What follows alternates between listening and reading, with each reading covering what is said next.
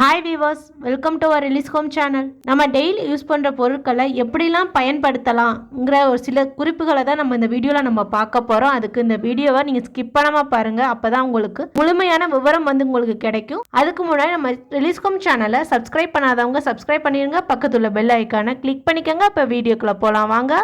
நம்ம கீரை வதக்கும் போது ஸ்டார்டிங்கில் கீரையோட குவான்டிட்டி அதிகமாக இருக்கும். அது வதங்க அந்த குவான்டிட்டி அப்படியே பாதியாயிரும். அது மட்டும் இல்லாமல் நம்ம உப்பு ஸ்டார்டிங்கே போட்டுட்டோம்னா கீரை வதங்கணும் போது அந்த உப்பு அதிகமாயிரும். நீங்க எப்போதும் உப்பை ஸ்டார்டிங்கே போடாதீங்க. கீரை வதக்கும் போது மட்டும் கீரை நல்லா வதங்கினோன்னு ஸ்டவ் ஆஃப் பண்றதுக்கு ஒரு 5 நிமிஷத்துக்கு முன்னாடி நீங்க உப்பை போட்டீங்கன்னா போதும். அதனால அது குவான்டிட்டி எவ்வளவு வருதோ அதுக்கு ஏத்தாப்புல நீங்க உப்பு போடுங்க. உங்களுக்கு உப்பு அதிகமா இருந்துச்சுன்னா இந்த மாதிரி நீங்க ட்ரை பண்ணி பாருங்க. உங்களுக்கு உப்பு கைக்கவே கைக்காது. இன்கேஸ் உங்களுக்கு உப்பு அதிகமா இருந்துச்சுன்னா நீங்க தேங்காவை அதுக்கு ஏத்தாப்புல கொஞ்சம் கூடவோ குறைச்சோ போட்டுக்கலாம். உப்பு கூட இருந்துச்சுன்னா தேங்காவை கொஞ்சம் அதிகமா சேர்த்துக்கோங்க. உப்பு கரெக்டா இருந்துச்சுன்னா அதுக்கு ஏத்தாப்புல நார்மலா தேங்காவை போடுங்க. ஏன்னா உப்பை தேங்காய் ஈக்குவல் பண்ணிரும். அதனால நம்மளுக்கு உப்பு கைக்கவே கைக்காது. இந்த மாதிரி நீங்க ட்ரை பண்ணி பாருங்க. அது உங்களுக்கு ரொம்ப யூஸ்ஃபுல்லா இருக்கும். இந்த டிப் உங்களுக்கு பிடிச்சிருந்துச்சுன்னா லைக் பண்ணுங்க, சப்ஸ்கிரைப் பண்ண மறந்துடாதீங்க. நம்மளுக்கு கோதுமை மாவுல ஸ்டோர் பண்ணி வைக்கும் போது அதுல குட்டி குட்டி பூச்சி அந்த மாதிரி வரும். இந்த மழை காலத்துக்கு எதில் பார்த்தாலுமே நம்மளுக்கு குட்டி பூச்சி அந்த வண்டுகை நிறைய வர ஆரம்பிக்கும். அதுக்கு நம்ம எப்படி ஸ்டோர் பண்ணி வைக்கிறதுன்னு தான் இந்த வீடியோவில் நம்ம பார்க்க போகிறோம். இந்த மாதிரி நீங்கள் ட்ரை பண்ணி பார்த்தீங்கன்னா அதில் அந்த வண்டு எதுவுமே வரவே வராது. நீங்கள் மாவை வாங்கினோடனேயே ஒரு அகலமான பாத்திரம் இல்லை ஏதாவது சட்டியில் கொட்டிட்டு அதில் கொஞ்சமாக உப்பு சேர்த்துக்கோங்க. அந்த உப்பு சேர்த்ததுக்கு அப்புறம் கரண்டி இல்லைன்னா பெரிய ஸ்பூனில் இந்த மாதிரி நல்லா கலரிக்கங்க. அந்த உப்பு எல்லா இடத்துலையும் நல்லா ஸ்ப்ரெட் ஆகிற மாதிரி நல்லா கலரி விட்டுக்கோங்க. நல்லா கலர்னதுக்கு அப்புறம் நீங்கள் எப்போ ஸ்டோர் பண்ணி வைக்கிற டைட்டான கண்டெய்னர் பாக்ஸாக இருந்தாலும் சரி இல்லாட்டி சம்பட்டம் அந்த எதுவாக இருந்தாலும் சரி அதில் நீங்கள் ஸ்டோர் பண்ணி வச்சிங்கன்னா உங்களுக்கு அதில் மறுபடியும் பூச்சி வண்டு அந்த மாதிரிலாம் எதுவுமே வராது. நல்லா ஃப்ரெஷ்ஷாகவே இருக்கும் மாவு. இந்த டிப் உங்களுக்கு பிடிச்சிருந்துச்சுன்னா லைக் பண்ணுங்கள், சப்ஸ்கிரைப் பண்ண மறந்துடாதீங்க.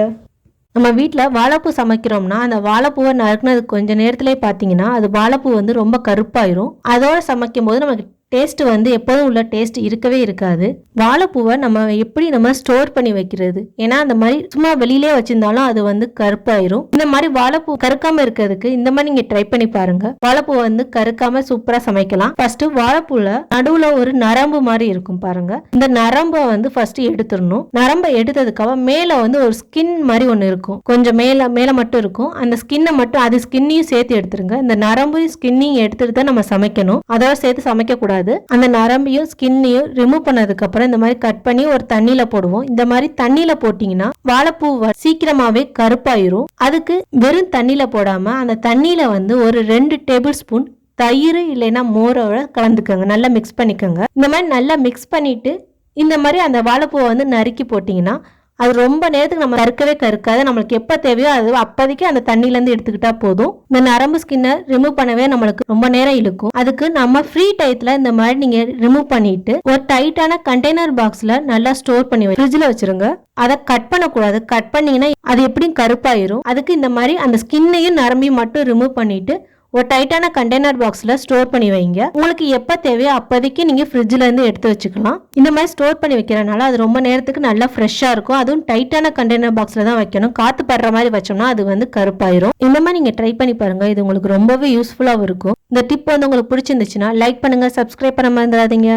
நம்ம சூடா சப்பாத்தி பரோட்டா அந்த மாதிரி சாப்பிடும்போது நல்லா அது சாஃப்டா நல்லா பஃபியா இருக்கும். அதே இது கொஞ்சம் லேட்டா சாப்பிடுவோன்ட்டு வச்சுட்டோம்னா அது காஞ்சு போய் ட்ரை ஆகி ரொம்ப கஷ்டமா இருக்கும். சரி சூடு பண்ணி சாப்பிடலான்னு பார்த்தோம்னாலும் அது நம்மளுக்கு கருகிரும். சரி கருகுது எண்ணெய் விடுவோம்னு சொல்லி விட்டா அது எண்ணெய் ஆயிரும். ரொம்ப எண்ணெய் உறிஞ்ச ஆரம்பிச்சிடும். ஏன்னா 2வது வட்டம் நம்ம சூடு பண்ணும்போது எண்ணெய் ஊத்துனோம்னா அது ரொம்ப எண்ணெய் உறிஞ்சிரும். அதுக்கு இந்த மாதிரி கருகாம எண்ணெய் இல்லாம எப்படி சூடு பண்றதுதான் தான் பார்க்க போறோம். அதுக்கு இனிமே இந்த மாதிரி இங்க ட்ரை பண்ணி பாருங்க. உங்களுக்கு சப்பாத்தி பரோட்டா எதுவாக இருந்தாலும் கருகவும் கருகாது, எண்ணெயும் ரொம்ப குடிச்சிருக்காது.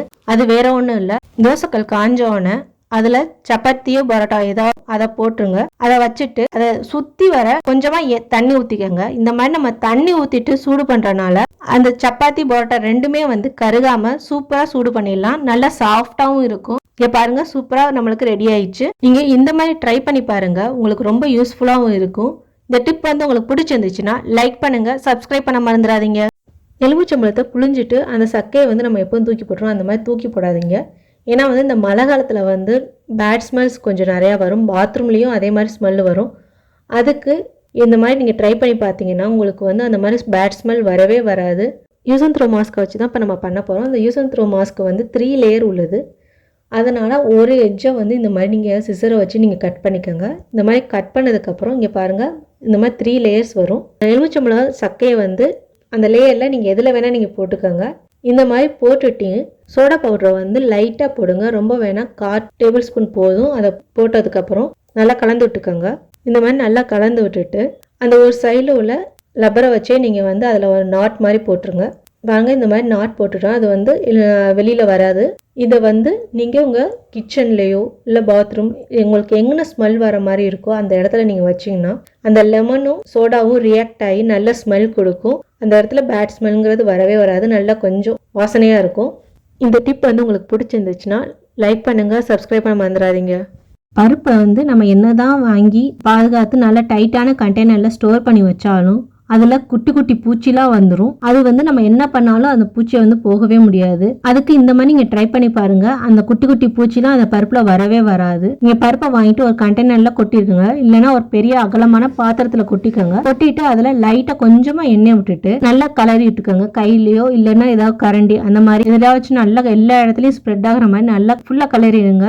ஃபுல்லாக கலர்னதுக்கு அப்புறம் இந்த கண்டெய்னரில் வேணால் நீங்கள் ஸ்டோர் பண்ணி வைக்கலாம். அந்த குட்டி குட்டி பூச்சிங்கிறது வரவே வராது. இந்த டிப் வந்து உங்களுக்கு பிடிச்சிருந்துச்சுன்னா லைக் பண்ணுங்கள், சப்ஸ்கிரைப் பண்ண மறந்துடாதீங்க. மோஸ்ட்லி எல்லார் வீட்லேயும் வந்து தோட்டம் இருக்கும், இல்லை செடிகள் கொஞ்சமாவது வச்சுருப்பாங்க. அட்லீஸ்ட் ஒரு பூஞ்செடியாவது நம்ம எல்லார் வீட்லேயுமே இருக்கும் இப்போ உள்ள காலத்தில். ஆனால் அந்த செடிக்கு என்னதான் நம்ம தண்ணி ஊற்றி எப்படி தான் பராமரித்தாலும் செடியும் ஃப்ரெஷ்ஷாக இருக்கிறதுல அதில் பூக்கிற பூவும் வந்து அவ்வளோ ஃப்ரெஷ்ஷாகவே இருக்காது. பூ வந்து நம்மளுக்கு கம்மியாக தான் கொடுக்குது. இனிமேல் இந்த மாதிரி இங்கே ட்ரை பண்ணி பாருங்கள், அந்த பூ வந்து நிறையாவும் கொடுக்கும், நல்லா பெருசாக ஃப்ரெஷ்ஷாகவும் இருக்கும் செடியும். நம்ம டெய்லி சமையலுக்கு உரிக்கிற வெங்காயத்தோலை வந்து தேவையில்லைன்னு சொல்லி தூக்கி போட்டுறாதீங்க. அதை தனியா எடுத்து வச்சுட்டு நம்ம அரிசிக்கு களைவோம் தண்ணி, அந்த தண்ணியையும் நல்லா களைஞ்சிட்டு அந்த தண்ணியையும் எடுத்து நம்ம உரிச்சு வச்ச வெங்காயத்தோலை அந்த தண்ணியில போட்டுருங்க. இந்த மாதிரி போட்டுட்டு ஒரு நைட் ஃபுல்லா அதை நல்லா ஊற விட்டு நம்ம மண் தரையா உங்க வீட்டுல வந்து மண் தரையா இருந்துச்சுன்னா அப்படியே அந்த தோலோட நீங்க போடலாம். இல்ல நீங்க தனியா வந்து பூந்தொட்டியில வச்சிருந்தீங்கன்னா அந்த தண்ணியா வடிகட்டிட்டு அந்த வெறும் அந்த தண்ணியை மட்டும் ஊத்துங்க. ஏன்னா பூந்தொட்டியில வந்து அந்த தோலோட சேர்த்து போட்டீங்கன்னா கொசுலாம் நிறைய மொக்க ஆரம்பிச்சிரும், அது ஒழுங்கா மக்காது. மண் தரைனா அது வந்து சீக்கிரமே மக்கிரும். இந்த வெங்காயத்தோலை அந்த அரிசி களைஞ்ச தண்ணியில ஒரு நைட் ஃபுல்லா ஊற வச்சுட்டீங்கன்னா இந்த வெங்காயத்தோல்ல உள்ள சத்து எல்லாமே அந்த தண்ணியில இறங்கிரும். மறுநாள் நீங்க திறந்து பார்க்கும்போது இங்க பாருங்க, நீங்க போடும்போது கலர் வந்து என்ன கலர் இருந்துச்சு, இப்ப வந்து அப்படியே அதில் உள்ள சத்து எல்லாம் போய் வெள்ளை கலர்ல மாறிடும் அந்த வெங்காயத்தோல். இந்த மாதிரி வெங்காயத்தோலை அரிசி களைஞ்ச தண்ணியில ஊற வச்சு செடிக்கு நம்மளுக்கு ஊத்தும் போது செடியும் நல்லா ஃப்ரெஷ்ஷா இருக்கும். உங்களுக்கு எப்போதும் கொடுக்குற பூவோட அதிகமான பூ கொடுக்கும், நல்லா அந்த பூவும் ரொம்ப பெருசாகவும் இருக்கும். நீங்கள் ட்ரை பண்ணி பாருங்கள், இது உங்களுக்கு ரொம்ப யூஸ்ஃபுல்லாக இருக்கும், ரொம்பவும் பிடிக்கும். இந்த டிப் வந்து உங்களுக்கு பிடிச்சிருந்துச்சுன்னா லைக் பண்ணுங்கள், சப்ஸ்கிரைப் பண்ண மறந்துடாதீங்க. இந்த டிப்ஸ்லாம் உங்களுக்கு பிடிக்கும்னு நினைக்கிறேன். பிடிச்சிருந்துச்சுன்னா நம்ம ரிலீஸ் ஹோம் சேனலை சப்ஸ்கிரைப் பண்ணிடுங்க. உங்கள் ஃப்ரெண்ட்ஸுக்கும் வந்து ஷேர் பண்ணுங்கள். பக்கத்தில் உள்ள பெல் ஐக்கானை கிளிக் பண்ண மறந்துடாதீங்க. தேங்க்யூ ஃபார் வாட்சிங்.